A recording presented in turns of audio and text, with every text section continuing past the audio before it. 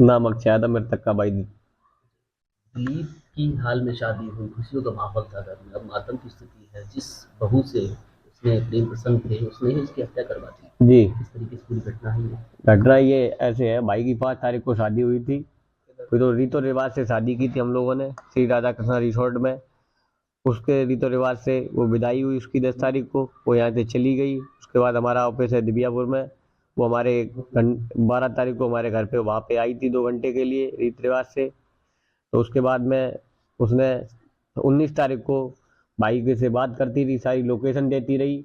19 तारीख को उसने भाई के साथ ये घटना करवाई। आप लोगों को पहले से कुछ अंदेशा नहीं लगा कि हमारे आप को लोगों के घनिष्ठ संबंध थे, आपकी भाभी भी उसी में जी, थी?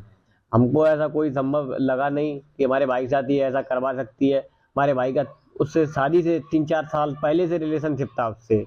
वो हमारे भाई से ऐसा बोलती थी कि आप मेरे से शादी नहीं करोगे तो मैं मर जाऊंगी, और भाई मेरा बोलता था तुम मेरे साथ नहीं करोगी तो मैं मर जाऊंगा।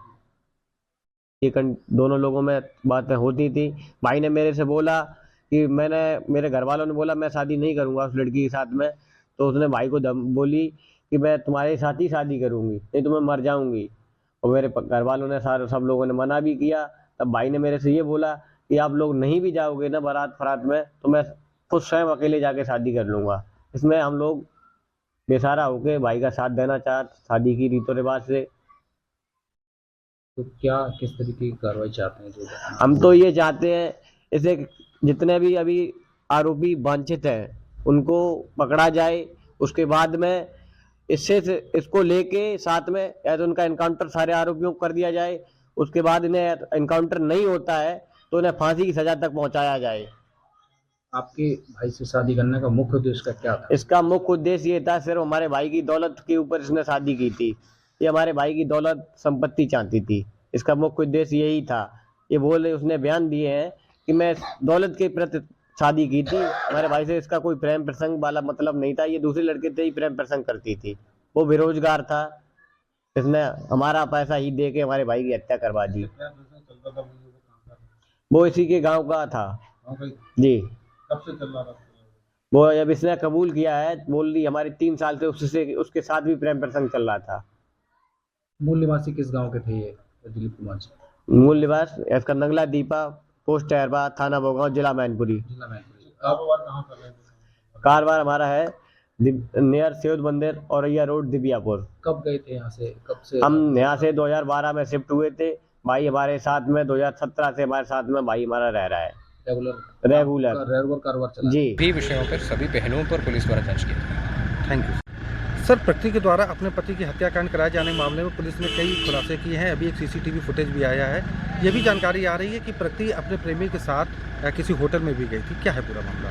अभी जैसे इस मामले में और भी हम लोग गहराई से जांच कर रहे हैं तो नए नए तथ्य सामने आ रहे हैं। इसमें ये तथ्य सामने आया है कि 5 तारीख को प्रगति यादव और दिलीप यादव का शादी हुआ था, और उसके कुछ दिन बाद लगभग 17 या 18 तारीख को इन दोनों में आपस में मिलने के लिए एक होटल भी गया है। तो कौन सा होटल है ये अभी जांच का विषय अब क्लियर कर रहे हैं, और उसी होटल का रजिस्टर से सीसीटीवी भी चेक किए जाएंगे। इसको इलेक्ट्रॉनिकली भी हम लोग कॉरपोरेट करेंगे। इसके अलावा ये भी बात सामने आ रही है कि प्रगति यादव जब शादी होके उनके घर पे गया था तो इस साथ में अपना घर से कुछ जहरीला गोली, जैसे गेहूं में डालने वाले पेस्टिसाइड जैसे कुछ गोली उन्होंने लेके गया था। और पहला इनका मंशा था उनको जहर दे के मार लेंगे, बट अल्टीमेटली वो प्लान ड्रॉप किया क्योंकि उनके ऊपर शक भी हो जाता था, और दूसरा वो महक के कारण वो आसानी से उनको पिला भी नहीं पाता था। फिर उसके बाद उनके पास प्रेमी के साथ मिलकर उनका हत्या कराने के लिए उन्होंने प्लान किया है। इसके अलावा भी सीसीटीवी फुटेज भी देखा जा रहा है, और भी हम लोग पीछे देख रहे हैं, और कुछ लोगों को हम लोगों ने आइडेंटिफाई किया है, उनको जल्दी गिरफ्तार किया। वहीं पति और उसके प्रेमी के परिवारजनों का कहना है कि इनके बीच में कोई भी किसी भी प्रकार का प्रेम संबंध नहीं है। पुलिस के द्वारा जो बात कही जा रही है वो मिथ्याजनक है। दोनों के आपस में जो रिश्ता रहा ये साबित करने के लिए पुलिस के पास पर्याप्त एविडेंस है। ऑडियो एविडेंस, फ़ोन का CDR evidence, electronic evidence, video evidence, सब चीज़ है, और सर्वप्रथम लोगों का गवाही भी है जो इस विषय पर जानकारी रखा। अगर आप ये वीडियो YouTube पर देख रहे हैं तो हमारे चैनल को सब्सक्राइब करें और बेल आइकन को दबाना ना भूलें। अगर आप Facebook पर ये वीडियो देख रहे हैं तो हमारे पेज को लाइक करें।